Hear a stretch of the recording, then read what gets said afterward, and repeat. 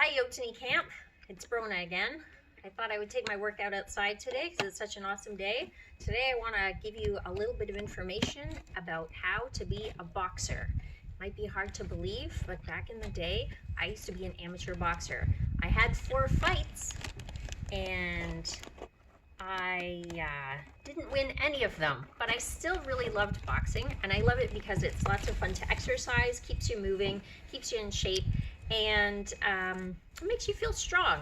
So I'm going to give you some ideas about how to do some boxing at home. And today the first thing I'm going to do is show you how to stand like a boxer and how to throw the one punch. Okay, so the first punch, which is called a jab.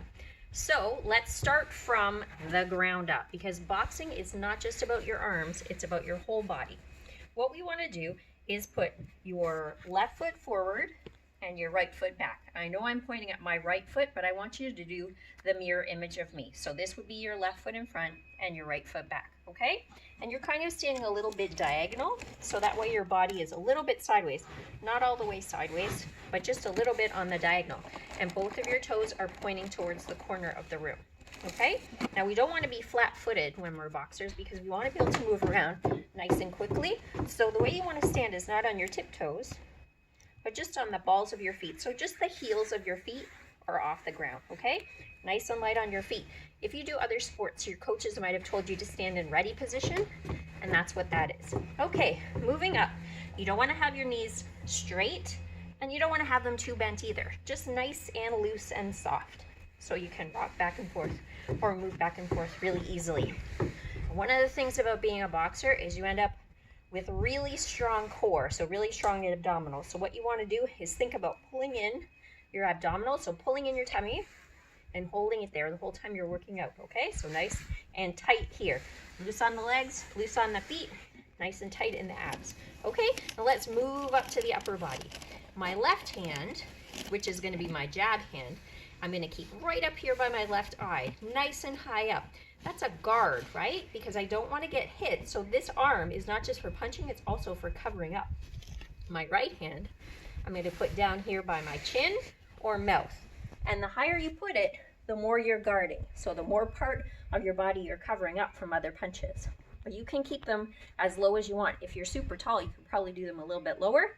But the higher that you start with them, the less chance you have of getting tired and having hands way down here. Because what you don't want to do is not have your face covered up when you're a boxer.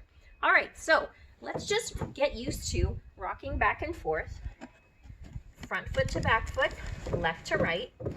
And then if you want, you can get right up on your toes, just kind of hop back and forth. Just get used to that movement.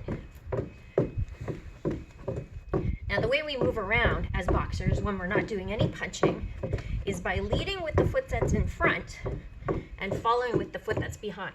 So if I'm moving forward, lead with the front foot and drag your back foot. Lead with the front and drag with your back. Now if you're going backwards, you have to do the opposite. Lead with your back and drag the front. Lead with your back and drag the front. The reason we do this is so we never end up with our feet close together, because it's really easy to knock yourself over when your feet are together. But if you have them a little bit separated, you're nice and solid and it's harder to knock you over. All right, so hands up nice and high, feet a little separated. Let's move to the front for 4. 1, 2, 3, 4, and to the back.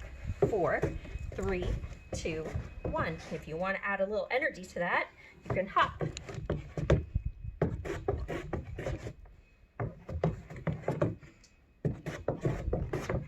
And that's how we move around. All right, now one punch that I told you I was going to show you today is the jab. When you're standing in this position, a jab always comes from your left hand. I'm going to show it to you, then I'm going to break it down. Now don't forget, we're light on our feet, our knees are nice and soft, our abs are nice and tight, our hands are in guard position. They only come out real quick to throw a punch, and then they pop right back into guard position. Straight out and straight back. So what I'm doing is I'm thinking about just putting my hand where I want it to be, straight out and straight back. What we don't want to do is any kind of a chopping motion like this. Try and forget that you even have an elbow. Try and forget you even have a shoulder for now. All you want to think about is just that hand And think about it's just moving straight ahead and coming straight back. Straight ahead and straight back. Straight ahead and straight back. When it's coming at you, it looks like this. A great idea would be to look at the wall in front of you and pick a target that's at least as tall as you and keep on punching for that target.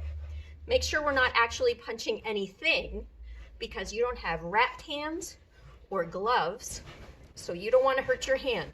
All we're doing is learning the punches, so we're just punching the air for now. So this is your jab.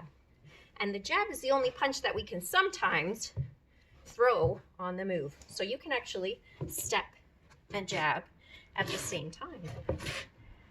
Jab, jab, jab, jab, jab, jab, jab, jab.